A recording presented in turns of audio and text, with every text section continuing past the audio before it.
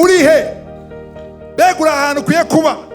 Mbega uri mu position y'impwemu aho ukwiye kuba. Mbega uri mu kibanza ukwiye kuba. Mbega uri mu gihugu ukwiye kubamo. Mbega uri mu ishengero ukwiye kubamo. Mbega uri gukora ibyo Imana yateguye mu buzima bwawe. Ba mu kibanza Imana ishaka kubamo. Ba muri iyo nzira idahesha Imana icyubahiro, ubaha Imana igushaka. Iyo uri ahantu Imana ishaka kuba, iyo uri mu kibanza Imana igushakamo, Imana irigaragaza. N'ibidashoboka birashoboka. Hari ibigirwamana muri wewe bikeneye kubanza gupfa n'amasezerano y'Imana ashike. Niyo utabona agacu, komeza, pitiriza, dodora, apura, nusubire inyuma, nutike intege, niwidodombe.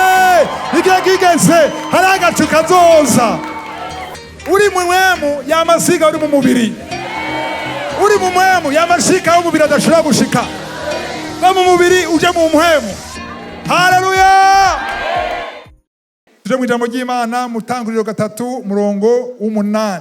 Genèse 3 verset 8. Bumva ijwi ry'Uhoraho Imana agendagenda muri iryo tongo mu gihe c'akayaga ko ku mugoroba. Abo ni bande? Adamu na Eva. Bumvise ijwi ryande agitikira gute? Bumvise ijwi ry'Uhoraho igendagenda hehe? Muri iryo tongo. Aha. Mu gihe c'akayaga ko ku kagoroba. Mwene majambo ijwi ry'Imana bari barizi. Sivyo? Barumva ijwi ry'Imana rije kubagendera mu Gifaransa ngo parcourir le jardin vers le soir. Aha, bandanya. Uwo muntu n'umugore wiwe binyegeza mu biti vyo muri iryo tongo. Aha, Adamu na Eva bacagira gute? Barinyegeza mu biti. Murongo w'9. Nguhoraho Imana ntababone. Uhoraho Imana ahamagara uwo muntu aramubaza ati uri hehe? Haleluya. Imana yamigendera umuntu. Yamigendera Adamu na Eva. Subwa ntiyaje uwo muzi gusa, yamiza kubagendera. Hariho imigenderanire hagati y'abantu Adamu na Eva hamwe n'Imana. Sivyo? Rero Imana yaje ku mugoroba nkuko yama. Abasenzi muri ngaha nuvuga ko Imana mwamuhura mukaganira. Iyo kurasenga ni mpwemu yawe ni mpwemu y'Imana biri hamwe bikobera communica. Imana ishimwe. Haleluya. Ivyiza kugira imigenderanire n'Imana. Hari ahantu Imana igushaka. Hari ikibanza mu buryo bw'impwemu igushakamo. Haleluya. Nimba utegura umunsi mu gitondo imisi yose hari ikintu kidasanzwe kiba hagati yawe n'impwemu yawe n'impwemu y'Imana. Vuga yuko birahimbara Imana iyo kuraganira nayo, iyo kurayishima, iyo urayibwira ko ari Imana iruta ibindi bintu byose. Amen. Yayihimbara gose. Kandi si iby'imwemu gusa, ariko no mu buryo bw'umubiri hari ahantu Imana igushaka n'icyo tugatwiga uno munsi. Haleluya. Mu mugambi Imana yatumenye tutarabaho tutaravuka. Mbere yuko ijuru n'isi ribaho, Imana yari ikuzi. Irazi ivyiyumviro. Kwiyumvira ko. Bavuga ngo ndazi. Haleluya. Yeremiya 29:11. Ndazi ivyiyumviro. Ndabiyumvira ko ivyiyumviro byakazoza nziza atari ivy'ivyago. Ariko Imana iragushaka ahantu igushaka. Ari umugambi, uwe mu mugambi w'Imana. Tugiye kubona yuko ukwiye ko mu mugambi w'Imana. Nimba usenga imisi yose mu buryo bw'impwemu uri ahantu Imana igushaka. Ariko iyo Imana yaje kukuraba hamwe mwaramuhurira mu gitondo igasanga si uri, irakubaza ikibazo, uri he? Uturi he? Haleluya. Iyo Imana ibajije ngo uri he, hari kitagenda neza. Mpamvuga nti sishaka Imana imbaza ngo uri he. Shaka Imana igume imbona umwanya wose. Mbe aho nkwiye kuba umwanya wose. Haleluya. Titre y'inyigisho, uri he? Akoze n'umunsi mwiza biki? Uri he? Inyigisho n'umunsi. Uri he? Mbega uri ahantu ukwiye kuba. Mbega uri mu position y'impwemu aho ukwiye kuba. Mbega uri mu kibanza ukwiye kuba. Mbega uri mu gihugu ukwiye kubamo. Mbega uri mu ishengero ukwiye kubamo. Mbega uri gukora ibyo Imana yateguye mu buzima bwawe. Cyangwa gukora ibyo Bibiliya yitwa les œuvres mortes. Ibikorwa byapfuye. Ba mu kibanza Imana ishaka kubamo. Ba muri iyo nzira idahesha Imana icyubahiro, ubaha Imana igushaka. Ni Imana ntikurondere ngo ikubure. Haleluya. Bisi yose mu gitondo ugomba gusenga ati Imana ndashaka ntumbure. Je namudabisenga. Ndashaka ntumbure. muri Yohana 4:23 iyo nkuru ndakunda kuyivuga kenshi cyane. Jean 4:23 murayizi, wa mugore w'umusamariyakazi ari kumwe na Yesu baraganira, sivyo? Ariko igihe Yesu amubwira ngo iki? Somere pi. Ariko igihe kiza kandi kirashitse. Igihe kiza kandi kirashitse. Niho abasenga bukuri bazosengera data mu muhemu no mukuri. Haleluya. Abasenga bukuri bo kubwa mbere nibasenga mu muhemu no mukuri. Komeza. Kuko data arondera abamusenga bameze batyo. Suramwo akanyuma. Kuko data arondera abamusenga bameze batyo. Data, Imana data ikirondera abamusenga bameze gutyo. Bameze gute? Basenga mu muhemu no mukuri. Mu Gifaransa aho bavuga abadorateur. Abayihimbaza, abahimbaza Imana mu muhemu no mukuri. Basenga Imana mu muhemu no mukuri. Bahimbaza Imana mu muhemu no mukuri. Bashima Imana muri byose. Haleluya. Ahantu bakomeye nimwahabonye. Nje gutuma ko murabira nk'ibisanzwe. Ibisanzwe kuko Imana yavuze ngo ijambo ry'Imana bivuze ngo Imana data ariko agira gute? Ariko agira gute? Uramutse ko umuntu yataye inoti yiwe cyangwa telefone yiwe. Usanga ahantu hose kumwe ararondera yasamba ku bintu byose ariko ararondera ikintu gisa agaciro kuri we. Sivyo? Imana iko irarondera abantu bayitsenga cyangwa bayitazira mu mpwemu no mu kuri. Nashaka rero kugira ahantu uvuga uti Mana ntora ndi hano. Iyo revelation yaronse muri 2009 Imana nimba iko irarondera abagutazira abadorateur. Haleluya. Imana iko irarondera abantu bitodomba, irondera abadorateur. Adorateur n'abantu bahimbaza, abantu batazira, batura n'akanwa kabo bavuga Imana ubunini bwayo. Nubwo bari mu ngorane batidodomba bavuga ati Imana uko bizi kose ndazi ko ushobora kubinkuramo, ndazi ko ufite ubushobozi bwo kubinkuramo, bino bintu byabaye bibona ariko ugu muri Imana. Abantu nk'abo rero babivuga mu muhemu no mu kuri. Imana ikira barondera, mbega yarakuronse. Imana ishimwe yarakuronse. Sinzi ko muravyumva nko navyumva. Je navyumvise mu buryo budasanzwe. Ico gihe ndabwira Imana ni ndashaka untore. Haleluya. Nubwo Bujumbura yose yo kwidodoma ntigutazire urafise umuntu umwe. At least omwe urafise umuntu umwe uvuga uti muri kiya gisagara. Haleluya. Bose nibidodomba hariho basi no muri buri. Haleluya. Gira inzu yawe adresse y'Imana.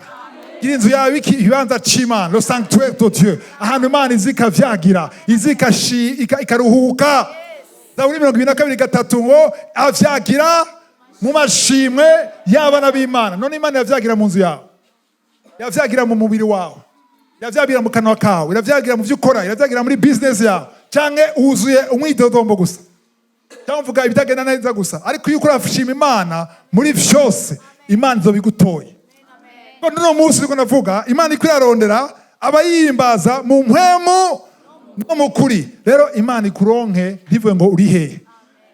Melchior ari he?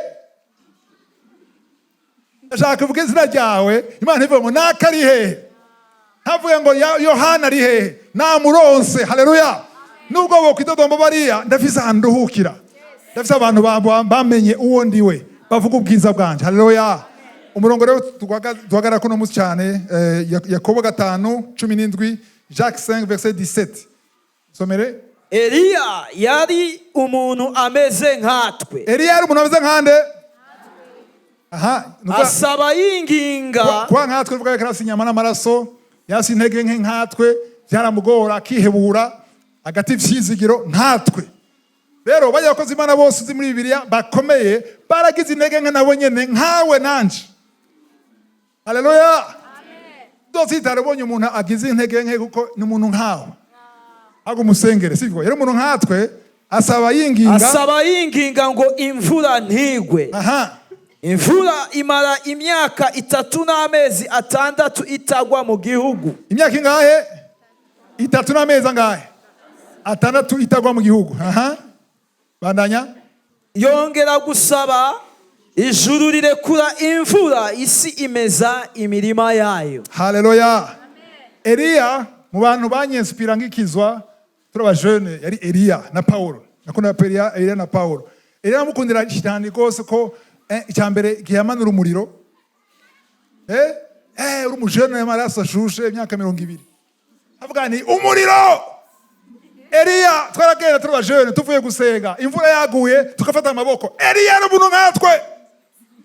Tuhagarika imvura tugasenga, wa mvura we hagarara. Imana bicishamo gusa tukabona ihagaze. Ahandi bitakunda. Sivyo? Tukabona rero umuntu nkatwe yarasenze imvura irahagarara. Arasubira arasenga imvura igira gute? Kumva je numva yuko Eliya afise pouvoir idashoboka. Ase pouvoir yo kuzana imvura, ase pouvoir yo guhagarika imvura. Aha niko nari nabibona, namaze imyaka nabibona gutyo, je nibomye cyane. Nari dasengera ibintu, imico avuga Eliya yari umuntu nkanje. Yarasenze imvura iragwa. Ariko mu nyuma nagiye gusanga ivyo Eliya yakoze, hari ikintu ntabonye muri uwo murongo. Haleluya. Amen. Tuza kwibona. Nasanze Eliya kugira ngo imvura ihagarare ntiyasenze ngo nuko yarose ngo ihagarare. Nuko ari ijambo ryambwiye ngo hagarika imvura. Rero utasoma ijambo ry'Imana ntubitahura. Mu nyuma Imana zirabwira ngo bwira imvura. Arasubira asenga, muga yasenze ahagaze ku ijambo. Ya. Wow. Nuje kumanura imvura gutyo gusa. Banza usenge. Wumvishije Imana ivuga. Haleluya. Hari ibintu uzosengera ngo kugira ngo Petero yari umuntu nkanje. Hari uruzi kada ngaho ugiye kujabuka urapfa. Ko Petero ntiyavuye kugendera ku mazi. Petero yabwiye Yesu. Haleluya. Nimba ari wewe vuga. Yesu avuga ngo ndavuze ingo. Petero agenda ku mazi. Amen. Cyo bita rema y'Imana riza kuri wewe. Muri uwo mwanya nyene hari ikintu Imana ikubwiye. Rero nuzuravuga ngo Eliya ngo Petero. Mbega Imana yakubwiye iki? Haleluya. Icyo ukeneye no kuba mu kibanza ukwiye kuba mu buryo bw'imhemu no mu kibanza ukwiye kuba mu buryo physique aho ukwiye kuba. Ubaho Imana iba kuko Imana yoyo irafise umugambi yateguye mu buzima bwawe. Ishaka kuba mu nzira yayo kuko abamarayika b'Imana ntibarondera gusa ivyo wawe, barondera ivyo Imana ateguye. Nta burenganzira ufise bwo gutegeka abamarayika. N'abakozi b'Imana bambere bakomeye ba bishop wobuzi. Nta bushobozi bafise bwo gutegeka abamarayika. Nafise inyigisho z'aba jeune avuga ngo ubunye ngo abamarayika ngo ratwumvira. Baragiye gute? Baradukorera mugabo bafise mu chef wundi atari wewe. Aha. Abantu muvugisha abamarayika imbere yo kuryama nimuzosubire. Washimira ngo wakoze kunzigama ntiyaguzigamye kwera gukunda.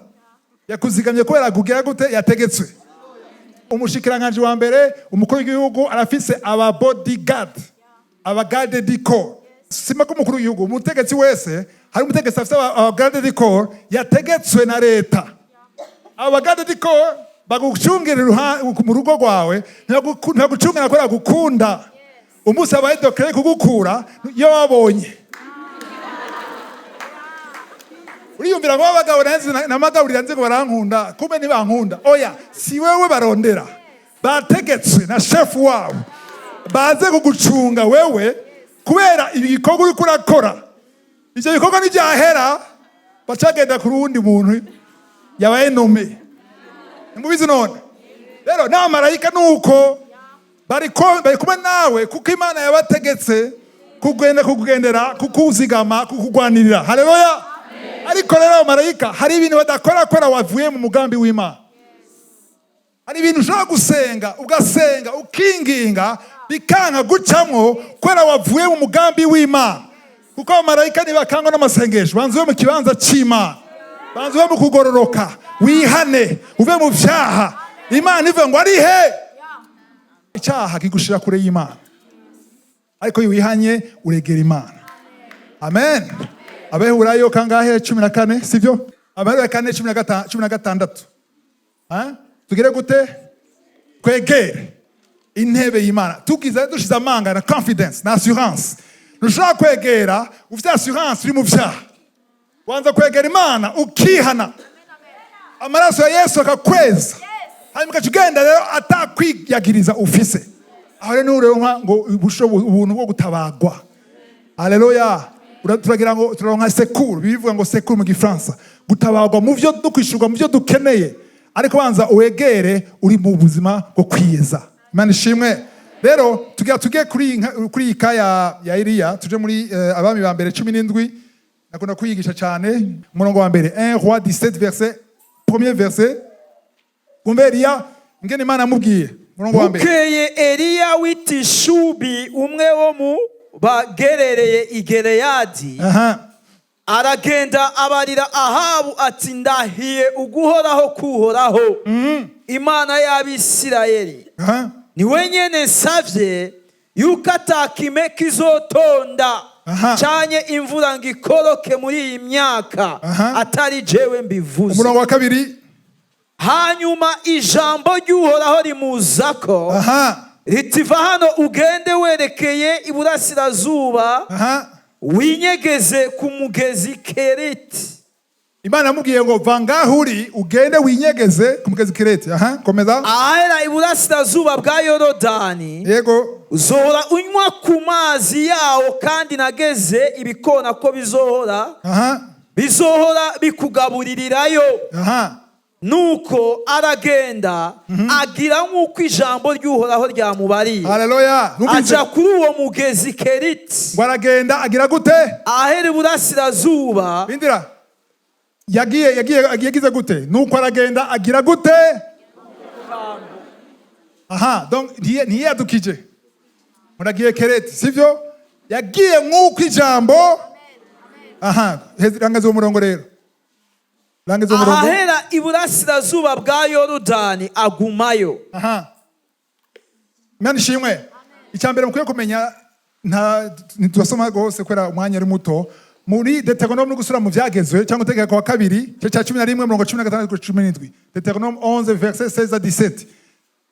Turabona neza yuko Imana itanga yuko iyo hari ivyaha byinshi atakwihana imvura yabura ntigwa. Rero gihe hari abantu bari mu bigirwamana vya Bayali cyane ku buryo atamvura yagwa kubera ivyo vyaha nkuko tubisoma muri ico gice, sivyo? Tuza kubona yuko murongo wa 17 yategetse imvura kutagwa, ariko mu gice c'8 tuza kubibona gice c'8 Imana yamubwira ngo abwire imvura igwe, ariko ntiyaguye. Mbere y'uko igwa yabanje kubanura umuriro urica babavugisha bose wa Bayali, bamaze gupfa niho imvura yaguye. Haleluya. Nje tugiye twiga ibintu bikomeye. Hari ibigirwamana muri wewe bikeneye kubanza gupfa. Iyo amasezerano y'Imana ashike. Nk'ibisoma navuga ati aba bantu barabishe kweli barabagesheje. Nuraba ibintu by'umubiri inyama n'amaraso. Hari icyo bitwigisha mu buryo bw'impwemu, sivyo? Rero Eliya Imana amubwiye ati genda hariya mu bugaragwa ahantu atamvura iriho imbere y'umugezi Kereti, hanyuma nzokugaburira. Ntimubyumva. Uri mu bugaragwa, uri ahantu hagoye, ariko Imana igize gute? Iramugaburira. Yagaburiye nde? Eliya. Yamugabira gute? Yakoresha iki? Igikona cyaza niki? Hamwe niki? Mwasomye neza. Dusubizemo hariya Desire. Inyama niki? Inyama niki? Ubutsima. Uko bisoma Kirundi, ubutsima n'umukate. Le pain hamwe na Mana majana Imana amugaburiye pain vyanda. Haleluya. Gatatu ku munsi. Yarafata petit déjeuner. Haleluya. Agasubira ku mugoroba imbere kuryama, agasubira agafungura. Hanyuma agashoza n'amazi. Mu bugaragwa atani imvura ihari. Ku rutare hakaba amazi. Mu gitondo gikona carazana. Ku mugoroba kikazana. Kubera yamaze gusonza, sivyo? Ntiyavuga igihe amazi, muga yaramaze igihe ngaho. Ariko yumvire ahantu atamvurirwa, Imana yatoye ibidashoboka. Ibyo yabwiye Mose mu bikoko, Imana yabwiye ibikoko bitaribwa bihumanye, harimo igikona. Imana yatoye ikintu gihumanye, ikintu utokwifuza. Nicyo cyazanye inyama. Ureke n'ivyo, Imana yatoye ikintu gikunda inyama. C'est impossible. Bisigura yuko bigibara ko bidashoboka. Nujya kugwanya Imana yomukoresha kuguhezagira. Yes. Bigibara ko bitoca. Hari abantu bwa Imana ndazi ko biteza guca ngaha. Imana ashobora kuba hajye utiyumvira. hari abajene benshi bakoze Imana bagize mariage barambwiye ati je nagize mariage nawe uzogira liste nze bato abazonterera bose abo nanditse nta numwe yanterereye ariko Imana icisha handi aho utari wiyumvira irahaca ikwiye ko ari Imana. Rero Imana yakunda ko ivyo bintu birinezera ndavira Imana birinezera kwera Goliath yari ikintu gikomeye yatoye akana gahungu gatoya kata formation gafise atanguvu gafise tayigwanisho gafise utubuye dungahe dutanu kwerekana ko ari Imana gikomeye bose baratinya Imana igatora ibidashoboka. Rero tugaturabe yuko iyo uri ahantu Imana ishaka kuba ni mu byumva iyo uri ahantu Imana ishaka kuba iri mu kibanza Imana igushakamwo Imana irigaragaza n'ibidashoboka birashoboka. Abiya tro bidashoboka ninde kwimvira imviza igikona ni umuntu yapfuye cyangwa igikoko cyapfuye igikona nje cyambere kimanuka damage yakundi nyama ariko cyagize urugendo kiraguruka kidodoma nta kundi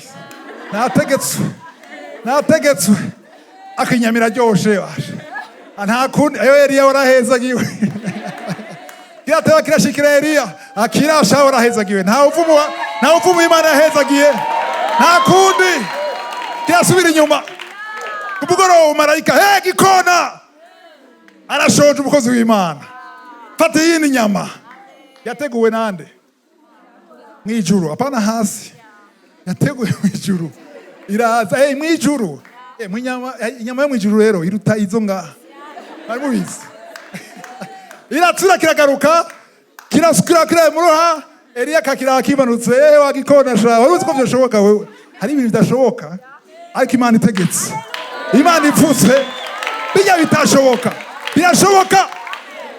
Eliya ke akiraje igire rero kubita amazi kuibuye irutare amazi akanywa tayiryamira tayiririmbira bukeye bashoje kiko rigoro ngico kiraje kandi mugitondo kumugoroba ngo vyamaze igihe kiba kiza.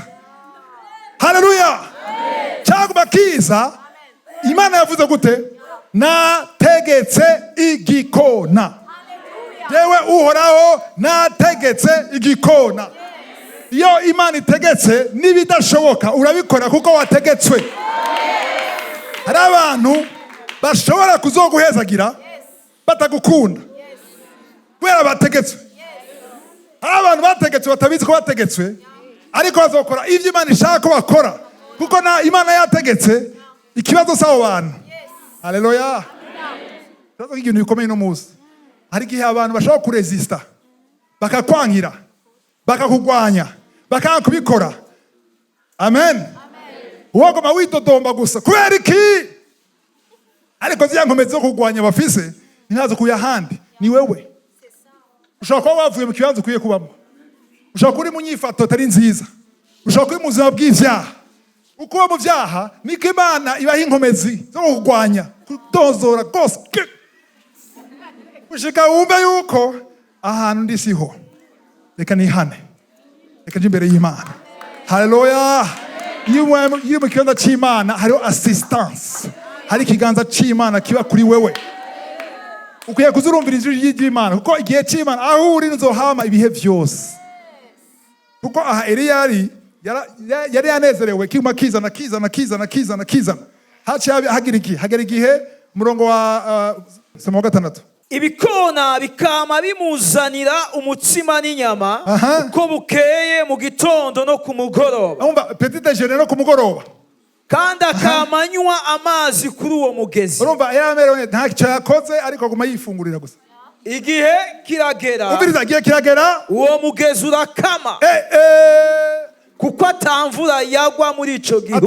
Ngo arakamye ko atamvura yagwa ese imbere yagwaho sico gituma wakamye ntiwakamye ko imvura itagwa, wakamye kwera changement de direction. Imana igire kujana ha reka ndababwiye mwese mufise umugisha, mwese mukora, mwese muhembwa, mwese muzabafasha. Hari igihe gishobora kugera stop, hari igihe umuryango wugarika atari Satana wugaye, ari Imana wugaye.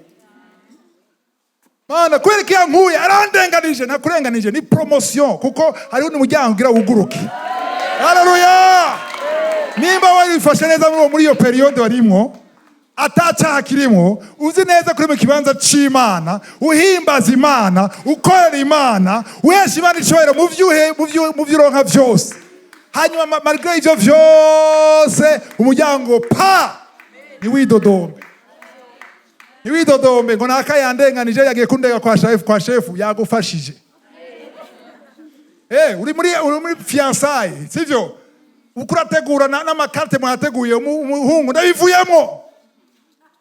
Uramara maje. Uranyishe. Mana ndamukunda. Ejo bundi ari umuntu telefone muri kanguka. Umu francophone. Ngo yampevye mu fiancé wanje. Ngo ndabasabye mu musenge ngo Imana imugarure. Ihindura umutima wiwe ngo agaruke. Ko ndamukunda. Ivyo yamukunda. Mugabo hari gihe umuryango ari Imana yawugara. Ari Imana yawugaye rero. Ndakubwire. Warukwiye gushima Imana ko yawugaye. Birababaje mugabo emotionnel murabara ariko Imana yawugaye. Ndakunda Imana yugaye. Ndavuze ndakunda Imana yugaye. Kuko narabonye muri Bibiliya aho Imana yugara. Abana Imana bakanka ko yugara. Imana bakensista bakagobera Imana hagera Imana ivuga ngo fatwa. Rero Imana ize fatwa. Witega ibikurikira. Umva uyiforosheje kujana ahantu itashaka. Sivyo? Mu Samuel wa mbere 18, na Samuel 8. Baragobereye Imana, Mana dushaka umwami. Baravuga ati nta mwami nigeze ntegura muri plan yanje pour vous. Muri Israel nta mwami nshaka haba. Nta mwami. Nimuze kumbwira no, dushaka umwami nk'ayandi mahanga. Imana ikabwira ati mwebwe ni muri ayandi mahanga. Mwebwe muri hanga ryanje kera. Kweki mushaka kubana nk'abandi kandi mutandukanye n'abandi. Mwikompara n'abandi yo abapagani barahiriwe. Biro byumva. Janye nawe sha. Mbere ya mariage barakora ivyo bashaka byose. Nturabohoka. Kuguru kwawe kumwe kuri mwisi ukuri mwishengero. Sivyo? Imana ishaka ukuye ko mwisi gukureyo, winjireyo wese. Ugere nka Paulo uvuga uti ivyo nakora kera byari inyungu uno munsi ndabiravye nanukigwa. Irambihira n'ubuhombe n'ibintu bibi gose. Ibintu byapfuye. Ari kuvuga ati shaje yewe umbonyesha nakijije. Kera ayitera nkarisama uwo muntu arabohoka. Kera jewe abahungu bose umviriza ushe kwimvira abahungu ba kera. Bivemo ivyo. Sivyo? Uwe mu kibanza c'Imana. Rero umurongo wa 6 yawusomye. Okay, nimba wase mu windi usoma 8. Maze ijambo ry'Uhoraho rimuzako. Mbombiriza rero. Ibi maze ijambo ry'Uhoraho rimuzako byaje ryari? Byaje ryari? Suramo umurongo w'indwi. Verse 7 kugira bavyumve neza. Igihe kiragera uwo mugezi urakama. Umviriza ngo igihe kiragera mbwa navyo kingana, sivyo? Ashaka amazi amezi 2 yifungurira pe viande mu gitondo no ku mugoroba. Ariko igihe cyarageze. Amen. Kumbere wewe ntiherugara ko igihe nikiragera. Sivyo? Ura profit ivyo urimwo. Ariko igihe kizogera. Sivyo? Ariko icyo gihe kigeze nimba ari cy'Imana uzoja muri vyiza gusumba ivyo urimwo. Muraza kubibona kuko icyo gihe kigeze icyo gikona nicagarutse. Gitondo nicaje. Amazi ntiyasubiriye. Sivyo? Mugabo Haleluya, mwe yako aranyereka ibintu bikomeye. Mugabo yaciye ava mu bikomeye. Yavuye muri pain viande. Yavuye mu mukate n'inyama agada mu bugari. N'amavuta. Yatararonka umva yavuye muri bimwe aje mu bindi. Yagiye muri promotion. Katuraje cyo bikurikira. Igihe kiragera uwo mugezi urakama hanyuma ngo 8. Maze ijambo ry'Uhoraho rimuzako. Buguti maze. Mu Gifaransa bavuze alors, sivyo? Iyo maze iba iyo hari cyugaritse. Haleluya. Iyo maze rero ije ni kwena bya mbere byapfuye kandi ari mu kibanza c'Imana. Acha Imana igira yugurura umuryango, sivyo? Nongo 9. Ritiva hasi uje izarefati. Haleluya. Mu ntara y'Abasidoni. Va hasi ukaneza Zarefati. Ugambe yavuye imbere y'umugezi Keriti agiye he? Zarefati mu ntara y'Abasidoni. Aha. Abariho uba. Umviriza. Iyo Eliya agira nk'abakristo benshi no Musa akiyantita akaguma hariya. Simva ko ndingaha hari amazi ndiko ndisonzesha amazi aze. Imana imubona muri Zarefati we yaguye imbere ya Keriti. Uno Musa n'abakristo ko arisonzesha imbere ya Keriti. Ariko ibihe byahindutse Imana ikurindiriye muri Zarefati. Oya, jewe nsinzovyemera. Naya, sindavyemera adapfuye ateza ko umugabo wanje niwe nyene nta wundi. Kumba ari uwundi Imana yaguteguriye. Wewe wizigiye kuri uyo. Haleluya. Aka kazi sidagahavako mfuma ntangi giturire. Mugabo uzi ko Imana ishaka guha promotion. Amen. Eliya yaragize ubwenge aremera arava imbere ya Keriti. Acaragenda sero la parole ko Imana ikija mu gimana ryamubariye. Amen. Arava hasi, va hasi ugende ujehe Zarefati. Wayeje verse 9. Ariho uba nabangeze umugore w'umupfakazi waho kuzokwama kugaburira. Haleluya. Nimumva no bitambita tomo. Mwe muvuze umupfakazi no munsi. Mwumva umugore atagira umugabo. Sivyo? Uno munsi abapfakazi ba milliardaire. Bariho. Bafite amazu menshi. Hari abapfakazi ba millionaire. Hari abapfakazi bafite indege. Mugabo amusezerano rya kera bavuze umupfakazi. Umupfakazi umugore yadepanda ijana kujana ku mugabo wiwe. Ubwo umugabo apfuye wire tubataki mushoboye. Bavuze umupfakazi rero umuntu atishoboye wenyene ubwiwe. Haleluya. Kweli ko Imana yagiye kurondera umupfakazi. Kwirondera wasi umugore afise uburyo. Kubera iki? Kubera iki? Kubera Imana ishaka kugaragaza ubushobozi bwayo. Yahisemwo utobishoboye. Haleluya. Imbere yuko bana ngaho twende dusome gatoya ico ikintu Yesu yavuze yarigatse kuri iyi nkuru muri Luka 4 Luc 4 verset 24 à 25. Soma ushobora hajya. Kandi ati ndababwira ukuri. Oni Yesu. Nta muntu avugishwa n'Imana yemegwa mu ntara yiwabo. Verset 25 25. Ariko ndababwira ukuri. Hari abapfakazi benshi. Ubiriza hari abapfakazi benshi mu Bisirayeli benshi cyane mu gihe cya Eliya. Hamwe ijuru ryakingwa. Mubizi bari benshi. Imvura igatara. Imyaka 3 n'amezi 6. Ikigoyi cyinshi kigatera mu gihugu. Aha ni amajambo akomeye gose Yesu yavuze. Hari abapfakazi benshi cyane. Ariko Imana atoye umwe. Uguti umwe. Hariho umwe Imana yategetse kukwera umugisha. Mwavyumvise.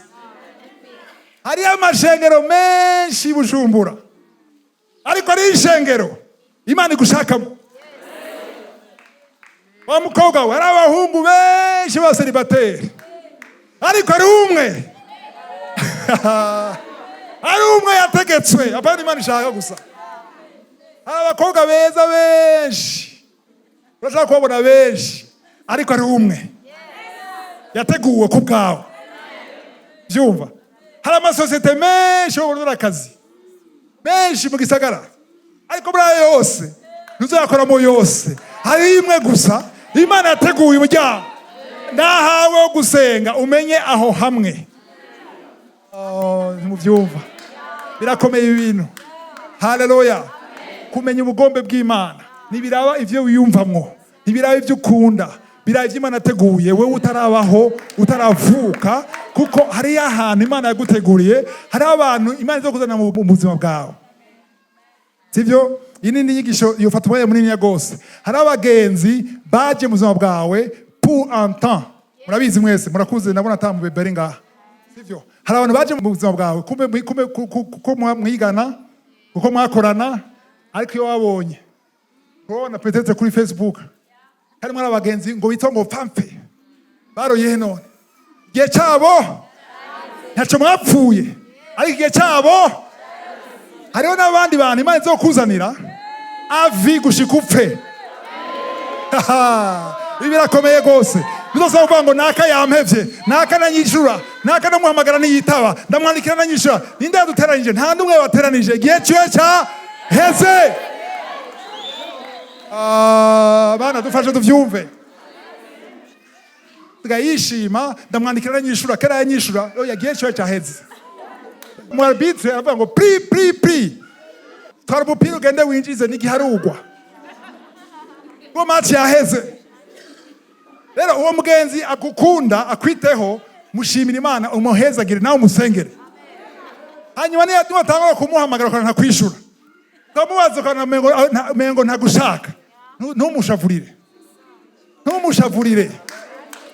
Mushavuye ntatahura.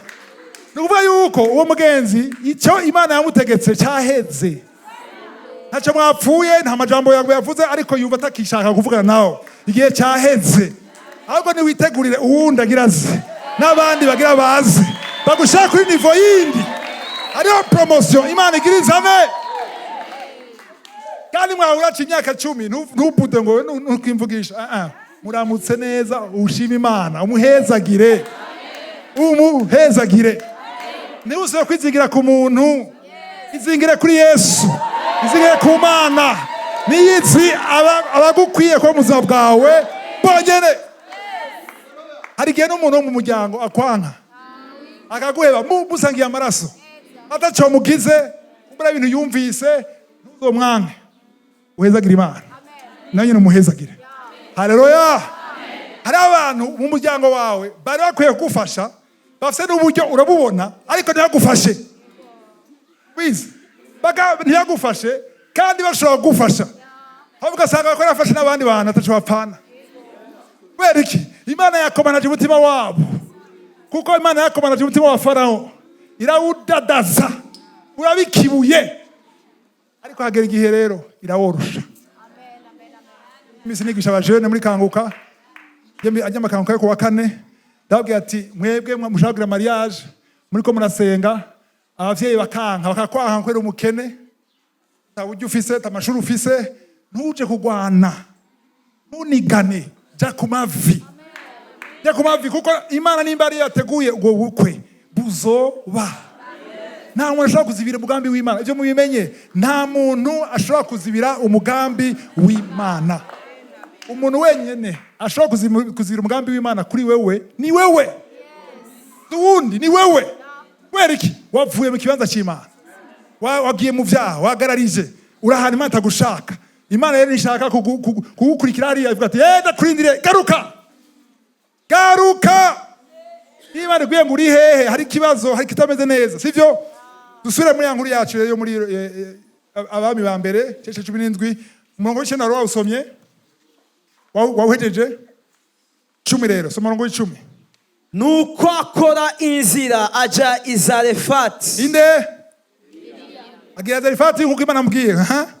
Agishika ku irembo ry'igisagara, agize atya abona umugore w'umupfakazi ariko aratoragura udukwi. Uwo mupfakazi ntiyarazi ko yategetswe, havyarazi ako yitoragira udukwi, akari mbega je nzoba nkiriho, hirya yejo nzoba nkiriho. Bandanya. Eliya aramuhamagara, aramubarira ati ntabara urabe ico wonzaniramwo utuzi two kunywa. Bandanya. Akiriko aragenda kuyazana, aramuhamagara ati urantabara unzanire n'utwo notamira. Barabitangaza. Yumvira umugabo nka Eliya akwa kuturimiba y'amape viande n'amazi, asanzaga akazi, nzanira rero, nzanira twonja, komeza. Kwera iki? Yari yategetswe, wategetswe na shwafise. Bandanya.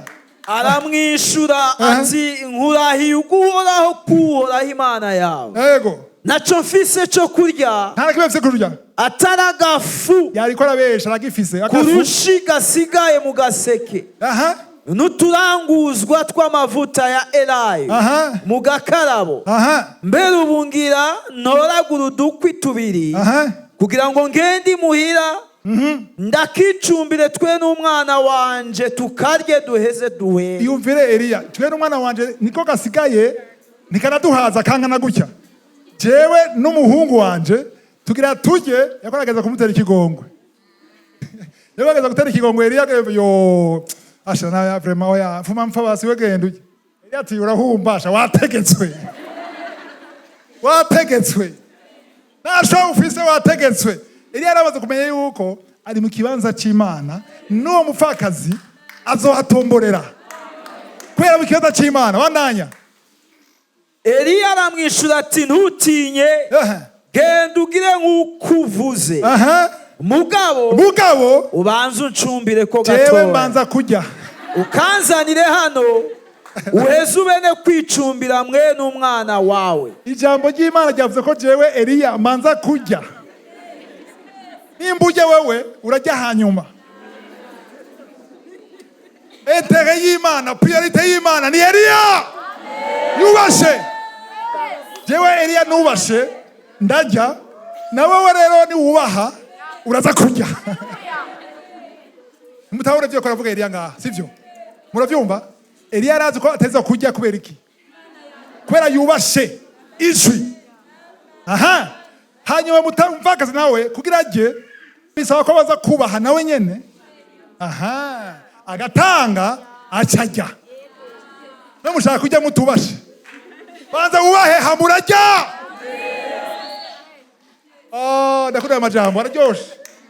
Ndaryoshe. Aho rero hariya imbere ya Keriti nta gikona kiriyo. Igikona ni cyarondera Eliya cyakurikira ijambo ry'Imana. Cyagenda ko cyategetswe. Hari umuntu akuba kurungikira Western Union yes aravuye mu kazi. Mana urandesevye sinagutesevye. Hari ikintu Imana ishaka kubwira. Hari ahantu kuye kuja. Hariho position kuye kujamwo kuko Imana muri kamere yayo nukuduhezagira. Ariko twege turayituriye kwepa tukaja ahantu tukuye kuja. Haleluya. Rero umurongo 14 verse 14 tunyarutse. Kuko ariko uhoraho Imana y'Abisirayeli agize. Ubiriza kuko ari ukuhoraho Imana y'Isirayeli agize ngo ako gaseke nikazoshira mu ifu. Nako gakarabo nikazoshiramwo amavuta. Haleluya. Gushitsa ku munsi uhoraho azorekurira imvura ku isi. Ubiriza uyu mupfakazi yaremera Eliya nk'umukozi w'Imana. Yumvise ko haleluya. Umvirize neza. Yumvise ko ako gafu afise niyabikora katazoshira kandi abanyina azorya. Ejo gati akira. Isoma twese kugira ngo akira natwe. Akira uko emeze kose simpovye ko nazi yuko naje nzogumanja. Iyi nkuru mwanya uragiye ndushobora kubandanya dusoma ariko iyi nkuru muyisomye mukabandanya baguma bafungura baguma bahaga baryama bavuga nta gikona cyaza bagenda bagasanga ifu yavuyemo yuzuye bagakura mu ifu bagacumba bukeye yuzuye nta gikona cyayizanye ariko n'umarayika ataboneka yazana ifu kandi apana ivuye mu isi ivuye mu ijuru. Baguma bafungura gushika imvura igwe. Hariho manu. Amen. Hariho manu Imana iguha kwera iri mu bugaragwa mu butayu. Ukazubona je nabaye mu butayu imyaka myinshi ukabona ibintu biraza paf bikaza paf. Rero iyo uvuye mu butayu winjiye mu gihugu cy'isezerano ahantu hari imvura hamera ya manu yo wayibonye yacihagarara sivyo. Hari abantu rero bashaka kuja mu gihugu cy'isezerano hari imvura bagashaka n'amanu igumitsa ntibijanye. Imana iguha manu kubera atamvura, iguha manu kubera ata provision ukuraronka, iguha manu kubera ata mushahara ufise. Nimba ukora nusabe manu. Haleluya. Saba multiplication ariko nusabe manu. Haleluya. Manu akazi kayo no gushoboza gukomeza urugendo ushoye kwinjira mu gihugu cy'isezerano. Haleluya. Rero iyi nkuru rero yaryoshe cyane mubibane musoma murazisoma muhira. Ibyo yavuze byarabaye. Umwana yari kari kananutse kace kari kadoshe karavyibushe. Mama we arahaga, Eliya arahaga gushika rero imvura hagera kuri periode y'imvura tuje icege bikurikira 1 roi 18 abami bambere 18. Aha rero nigihe imvura Imana Yamana yavuze ngo imvura ihagarare. Tumve rero mu wa mbere verse 1. Hashize igihe kirekire ijambo ry'uhoraho riza kuri Eliya hari mu mwaka ugira gatatu inzara iteye. Haciye mu myaka 3 n'amezi 6. Haciye 3 ans et 6 mois. Eliya abaho mu buryo bw'igitangaza. Agaburirwa n'igikona n'umupfakazi. Rero ryajambo ryambwira ngo imvura ihagarare, haje irindi jambo rivuga igihushana. Murongo wa mbere. Riti genda wiyereke Ahabu. Nanje nzorekurira imvura kw'isi. Haleluya. Wabyumvise? Genda mwiyereke nanje nzorekurira imvura kw'isi. Amen. Byose bisaba kumvira. Yasaba ko yumvira hanyuma Imana ikarekura imvura kw'isi. Rero kuna yabwiye ko mwanya kuragenda. Imana avuze ngo imvura igiye kugwa. Kwiyereka Ahabu ntibyatumye imvura icigwa. Hari ibyagbaye mu nyuma. Hari hakenewe ko ibigirwamana bihava. Amen. Mwina abwira nakunda. Kuva musomye kuva ku 36 kuja ku 40 soba 36. Maze igihe cyo gutanga ikimazi cyane kera kigeze. Uwo muvugishwa n'Imana Eliya yigira hafi aravuga ati ewe Uhoraho Mana ya Aburahamu, Isaka na Isirayeli. Uyu munsi bimenyekane ko ari wewe Mana mu Bisirayeli. Haleluya. Nanje ko n'umusavyi wawe kandi ko nkoze ibi byose kubw'ijambo ryawe. Kandi ko nkoze ibi byose suri nyuma. Kandi ko nkoze ibi byose kubw'ijambo ryawe. Ni mu byumva mu Gifaransa avuga ngo j'ai fait toutes ces choses par ta parole. Tabaye niki? Aravugishwa. Baba yari bari ngaho. Bari bamenyereye barasi ubushobozi nabwo nyene. Bagashaka gutanga ibimazi, bobo Imana yabo iranka kwishura. Niyanse kwishura. Yesu ngo yishura. Baratanze baritabagura. Kugira Imana yabo ikore. Imana yahora ikora, icyo gihe yaranse kwikora. Wow, ni mu byumva. Ngo arakomeye, ngo n'umurozi, arafise ubushobozi ngo nakaramwishe, yego aramwishe. Ariko ari igihe bwa bushobozi bwo kwica umuntu kuri wewe bwanka. Kubera iki? Uri mu kibanza cy'Imana. Uri mu mugambi w'Imana. Wegereye Imana. Inyatsi zirananirwa. Abarozi barananirwa. Abasatanisi barananirwa. Kandi bahora babishobora. Bahora babishobora. Ariko ubu byanse. Kuko abagabo bari bizera ko Imana zabo ku buryo batavyumva umunsi wose bahamagara. Eliya akabatwenga ngo ngira Imana yanyu irasinziriye muri sieste. Nibumva igituma Imana itishura, bakikomeretsa bakibabaza. Kera byarakora ariko nanasinye d'attention. Kubera iki? Imana yugaye umunwa. Daniyeli bamutaye mu kinogo kirimo intambwe zishonje, intare zishonje. Haleluya. Baza kurabaze ngo basanga utugufa. Basanga byacitse ubusego. Abiryamyeko. Kubera iki? Uhoraho yugaye akanwa k'intambwe. Iyo yugaye ntawugurura. Uzo gutinywa na umuntu. Ni gihanganga arakomeye ashobora kunyica umurozi. Ivyo byose ntaco bivuze iyo uri mu kibanza c'Imana. Haleluya. Je gituma Paulo avuga ati je nkibaho ni Kristo abaho. Rero aya majambo arakomeye. Ivyo abwira Imana ati ahayagira hamagara umuriro, avuga ati ndabikoze ku ijambo ryawe. Acha hamagara umuriro. Yavuze rimwe gusa. Rimwe gusa. Abandi bamaze umunsi wose biranka. Wagira rimwe gusa umuriro amanuka. Nana kasigaye. Twose. Haleluya. Abantu bari ngaho bose baca barafukama. Baremera Imana ya Isirayeli, Imana ya Abrahamu, Imana ya Isaka, Imana ya Yakobo. Abafo profete babarutanga bafata yiru ya mbere. Eliya ati ntiyagira n'umwe arengana hajya. Bose baciye imitwe. Ntivyumva nagize ubwoba none kweke babishe. Kiremwa cy'umuntu twadoroma. Gute bishe umuntu. Ariko zatawe yuko mu mpwemu bisiguriki ibigo Mana muri wewe bikiye gucika umutwe. Cyose. Cyose. Icyo kintu cyose kikubuza kwegera Imana ni kingo Mana. Kingo Mana ashobora gukora amafranga ukunda. Ashobora gukora umuntu umwana w'umuntu ukunda. Ashobora gukora ikintu cyakanaka. Ibyo byose ukeneye kubica umutwe byose. Haleluya. Bamaze guca umutwe rero nihore Imana imvura. Haleluya. Imvura yaje kwera ikigwa Mana bihavuye.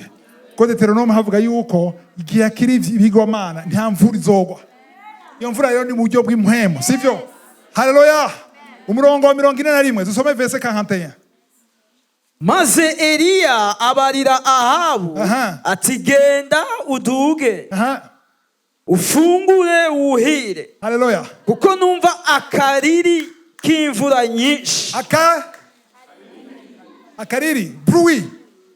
Ndumva bruit y'imvura nyinshi. Amen. Ahabu ntavyo yumva. Wewe yari mu mubiri. Anga tubwiza nabwire. Ambwiye gutyo, Eliya agira agende ku musozi Karmel. Haleluya.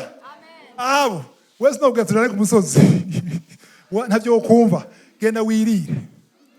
Genda ufungure. Aba Kristo no munsi bari muri Ahabu. Uve muri Ahabu uje muri Eliya. Ahabu ni ishusho yo mu Kristo ari charnel. Mu Kristo mu mubiri atasenga, atisonzesha, atiyiriza, agoma yatura imigisha gusa confession. Agoma chakira. Sivyiza gushakira. Ja ku musozi. Imbere y'Imana. Eliya yumvise gute? Yo bru yumvise mu buryo bw'imhemu. Ebwagwa imvura. Yarayumvise. Kweki yumvise yaramenya ati ko bajya abantu bose bapfuye. Haleluya. Kigigomana byose bihavuye. Afo profete bose barapfuye. Rero yamvura. Imana yavuga na Ahabu namubonye. Ahabu reka kurisha umwanya. Genda wirire wewe. Genda uje hamburger yawe umwami genda uhage. Genda giye ku musozi. Yagiye ku musozi arasenga. Bari mu position ngo umutwe uri hagati y'amaguru. Sigura iki? Yakoba kubyara. Isezerano ry'Imana. Yoba kuri sohora. Arabwira umukozi wiwe genda urabe. Aragenda kuraba abona izuba ryinshi. Njya kumuca intege gute? Aramubwira ati umviriza Eliya. Ndazi ko wizera. Kumbura Imana izabikora undi munsi. Nakwajije ubona iki? Umva.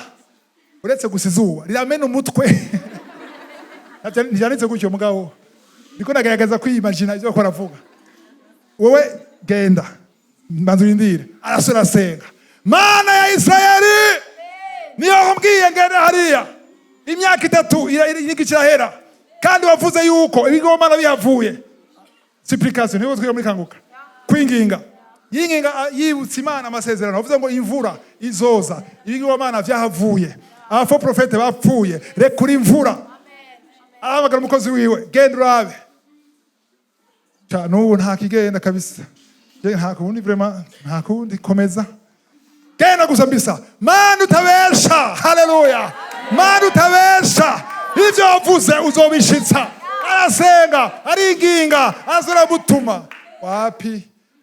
Bwa kane nta kigenda. Bwa gatanu umviriza. None gashahiriya. Dukoresha ubwenge. Na ubwenge Imana yavuze. Haleluya. Imana yavuze. Arasubira gatandatu. Nta kigenda. Subirayo. Ikirere kirahindutse. Nta mama mbona ariko ndabona gacu. Eliya! Mbo ntibirakunda ariko hari intambwe. Hari intambwe. Ubu rero nta zuba rihari. Nta mvura ihari. Ariko hari ikintu kitasanzwe. Eliya hari ikintu kitasanzwe. Iyo Mana ya komeza. Ndabona gacu gatoya. Hari ikintu cyahindutse. Niyo utabona gacu komeza. Pitiriza, dodora, atura, nusubire inyuma, nutike intege, niwidodombe. Igihe kigeze hari agacu kazoza. Agacu kaje bikagumena yavuze. Hari igihe Imana itanguza agacu. Haleluya. Akantu gatoya gasa n'icyo kurasengera sico mugabo karasa. Niba wowe kurasengera umuntu kana gumaza abantu taribo nuva ko hari ubucuko buraza. Wa wundi wakwera inyuma. Ari hafi.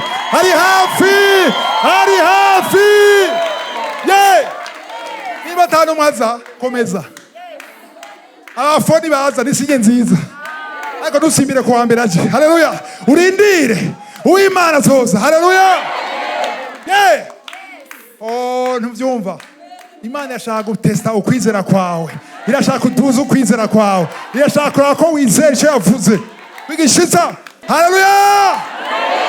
Amaze kubona agacu yaciye abwira Ahabu gute? Verset 41.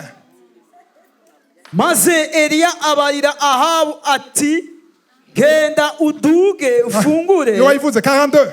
Nuko Ahabu araduga aja gufungura. Bandanya. Eliya nawe araduga aja ku mpinga y'uwo musozi Karumeli. Arunama ashika hasi acurika umutwe mu maguru. Abarira umuntu wiwe ati duga witegereze ku kiyaga. Araduga aritegereza, aragaruka aramubara ati nta kintu mbonye. Aramubara ati subira ugende ushitse ibihetangabo ndwi. Hanyuma kubugira ndwi aravuga ati ehe mbonye agacu gatoya kangana ikiganza c'umuntu. Ikiganza kubera iki? Ikiganza cyo gitanga. Haleluya! Kangana ikiganza c'umuntu, hanyuma kaduga kava mu kiyaga. Eliya aramubara ati genda ubarire Ahabu ati zirikisha umukogote wawe ku mafarasi umanuke uti imvura ntikubuze. Yari bwagwe. Nuko hashize akanya gatoya. Hashize akanya, umve Eliya bivuze itaragwa. Mbiza babwire, iyo wizera ubivuge itaragwa. Uwa mbere nabwiye ni Imana yambwiye ko mu kwezi umwaka uza muci nzogira mariage. Naje gusenga amezi 3, Imana yambwiye ati umwaka uza muci uzogira mariage. Ndashima Imana. Imana yambwiye ati byizere rero bishe mu ngiro. Aje kundana yambwiye ati uzi n'inkuru nzogira mariage. Ariko nta nagacu je ndabwabone. Haleluya! Rero acatse mugendo imvura ntikunyagire ntiyari bwagwe. Mugabo yazi ati ko byamaze kugaragara physiquement. Mu buryo bugaragara harageze. Nuko ashitse akanya gato ijuru rigira gute? Ijuru ryubikiza ibicu. Mu kanya gato umuyaga urakubeba. Hagwa imvura yisegenya. Ariko Ahabu yurira umukogote wiwe aja i Yezireli. Ahabu yari ibereye mu mabroshete. Ariko arajya. Haba yumva imvura yaguye, ko bakoze bwati imvura yaguye. Lota yo kumanuka je mu modoka yiwe, imvura yamaze gutangura kugwa. Asaja muri Mercedes yiwe ari umwami. Muri V8 yiwe aragenda agiye Yezireli. Haleluya! Agiye Yezireli. Kandi Eliya nawe ari ku musozi yishuwe kweka kumanyagirwa. Nawe nyina akeneye kugenda hehe? Yezireli. Mugabo wa mwami nta rifta muhako yamusize. Haleluya! Mumenye ko Ahabu ni ishusho y'umuntu w'umubiri. Un homme charnel. Eliya ni ishusho y'umuntu spirituel. Amen. 46. Ukuboko kuhoraho kuja kuri Eliya. Ubiriza. Ukuboko kuhoraho, main de l'Éternel. Haleluya. Iri mu kibanza c'Imana, ikiganza c'Imana kikubako. Ahabu yagendesha amafarasi, yagendesha amafranga, yagendesha turi mibe. Ariko Eliya, haleluya, ikiganza c'Uhoraho cyari kuri we. Arakenyera yiruka imbere ya Ahabu. Barinda bashika ku irembo ry'Izireli nyene. Ninde yashitse ubwa mbere? Ninde ari ku modoka? Ninde ari ku maguru? Hey! Wow! Ha, haleluya. Eli umwami yari mu mukogote. Akoriruka. Eliya nawe urahumbasha ikiganza kiriho akimujako. Wa mwami dora Eliya ngo pye. Uri mu mwemu yamasiga uri mu mubiri. Uri mu mwemu yamashika umubiri adashobora gushika. Kwa mu mubiri uje mu mwemu. Haleluya! Wihane uje mu kibanza c'Imana. Ikiganza c'Uhoraho kizokubako n'ibidashobokera abandi bizogushobokera. Amen. Inyigisho irarangiye, mwakoze kunyongera iminota. Amen. Wow. Urihe? Kibazo wibaza. Mbega urihe? Wowe uri mu kibanza Imana ishaka kubamwo, wowe ukekeranya, wowe utarakizwa. Ngeze pastor anakaze. Amen. Nimba utarakizwa, wakire Yesu. Nimba ushaka kwihana ikintu kanaka, wihane. Nimba utazi neza kuri mu kibanza c'Imana, usenge Imana igushoboze iguhishurire aho kuye kuba ube mu kibanza c'Imana ndiho abaha umugisha.